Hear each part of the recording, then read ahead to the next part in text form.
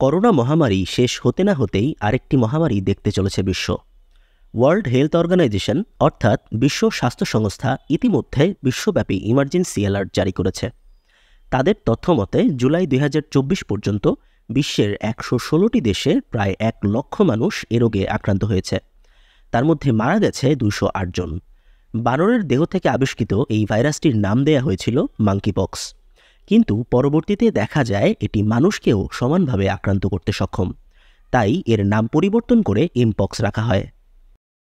আজকের ভিডিওতে আমি আপনাদেরকে দেখাবো মাঙ্কিপক্স বা এমপক্স ভাইরাসটি কেন এত বিপজ্জনক, কিভাবে এই ভাইরাসটি আবিষ্কার হলো, মহামারীতে পরিণত হবার কোনো ক্ষমতা এই ভাইরাসটির আছে কিনা, এসব নিয়ে বিস্তারিত আলোচনা করব।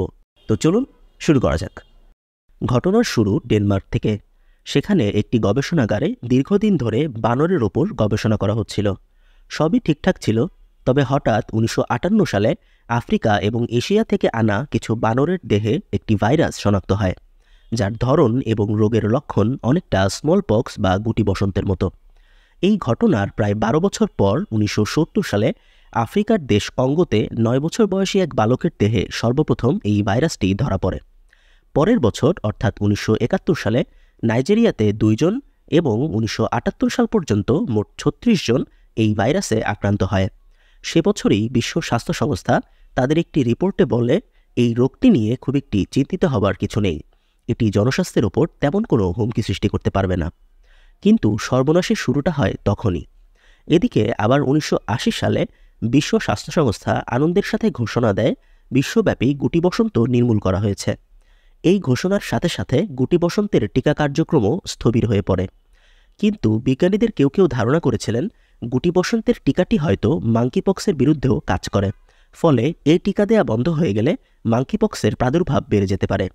দুর্ভাগ্যজনকভাবে এই সন্দেহটি সত্য প্রমাণিত হয়। 1981 থেকে 1986 সালের মধ্যে বিশ্ব স্বাস্থ্য সংস্থার একটি গবেষক দল কঙ্গোতে 338 জন মানুষের দেহে মাঙ্কিপক্সের একটি ধরন ক্ল্যাড 1 এর সন্ধান পায়। মাঙ্কিপক্সের এই প্রকরণটিতে আক্রান্ত ব্যক্তির মৃত্যুহার প্রায় 10%, কিন্তু তখনও বিশ্ব স্বাস্থ্য সংস্থা এটিকে জনস্বাস্থ্যের জন্য হুমকি হিসাবে মানতে নারাজ ছিল, কারণ তাদের কাছে ভাইরাসটি মানুষ থেকে মানুষে ছড়াতে পারে এমন কোনো প্রমাণ ছিল না। কিন্তু 2003 সালে মার্কিন যুক্তরাষ্ট্রের 6টি অঙ্গরাজ্যে মোট 72 জন মানুষের দেহে মাঙ্কিপক্সের জীবাণু ধরা পড়ার সাথে সাথে বিশ্বব্যাপী আলোড়ন সৃষ্টি হয়। সৌভাগ্যক্রমে সেবার আক্রান্ত কেউ মারা যায়নি। বিজ্ঞানীরা দেখেন যে মাঙ্কিপক্সের এই ধরনটি হল ক্ল্যাড 2, যা কঙ্গোতে পাওয়া ক্ল্যাড 1 এর চাইতে কম ক্ষতিকর। কিন্তু ইউনিভার্সিটি অফ ক্যালিফোর্নিয়ার মহামারী রোগ বিশেষজ্ঞ অ্যান রিমন এতে সন্তুষ্ট ছিলেন না। তিনি বলেন, আমি অবশ্যই মনে করি সেখানে আরও অনেক মারাত্মক রোগ আছে, কিন্তু কেউ সেদিকে নজর দিচ্ছে না। এদিকে 2010 সালে কঙ্গোতে মানুষ ভয়ানকভাবে মাঙ্কিপক্সে আক্রান্ত হতে শুরু করে। অবাক করা বিষয় হচ্ছে, আক্রান্ত মানুষের 90% দেহেই গুটি বসন্তের টিকা দেয়া ছিল না। ধীরে ধীরে মাঙ্কিপক্স ভাইরাসটি আফ্রিকার অন্যান্য দেশ এমনকি ইউরোপেও ছড়াতে শুরু করে। 2018 থেকে 2021 মধ্যে যুক্তরাজ্য, যুক্তরাষ্ট্র, ইসরায়েল এবং সিঙ্গাপুরে মোট 9 জন রোগী শনাক্ত করা হয়। কিন্তু 2022 সালে মাঙ্কিপক্স তার আক্রমণের ধরন পরিবর্তন করে পর্তুগাল, স্পেন সহ অন্যান্য দেশেও ছড়াতে শুরু করে এবং গ্রাফে যেমনটি দেখছেন, নাইজেরিয়াতে এটি ভয়ানক মাত্রায় ছড়িয়ে যায়। এখন প্রশ্ন হচ্ছে, মাঙ্কিপক্স ছড়ায় কিভাবে?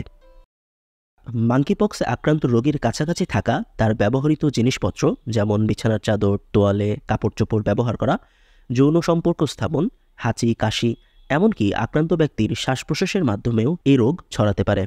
সন্তান সম্ভবা নারী এমপক্সে আক্রান্ত হলে তার সন্তানও এই ভাইরাসে আক্রান্ত হতে পারে।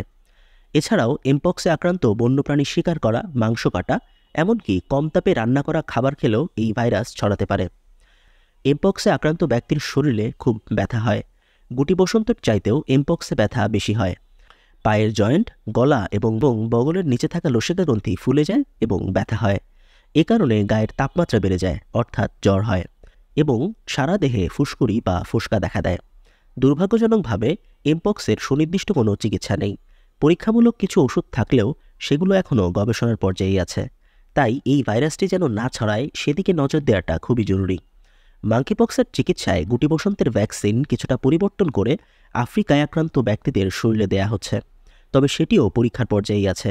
তাই আপাতত সতর্কতা অবলম্বন করা ছাড়া অন্য কোনো উপায় নেই। আমাদের পার্শ্ববর্তী দেশ পাকিস্তানেও মাঙ্কিপক্সের রোগী শনাক্ত হয়েছে। এটি অবশ্যই আমাদের জন্য উদ্বেগের। তাই যত দ্রুত সম্ভব সংশ্লিষ্ট কর্তৃপক্ষকে এ বিষয়ে যথাযথ পদক্ষেপ নিতে হবে এবং সাধারণ জনগণের উচিত মাস্ক পরিধান করা এবং মাঙ্কিপক্সের কোনো লক্ষণ দেখা দিলেই নিজেকে আইসোলেশনে রাখা এবং দ্রুত ডাক্তারের পরামর্শ নিতে হবে।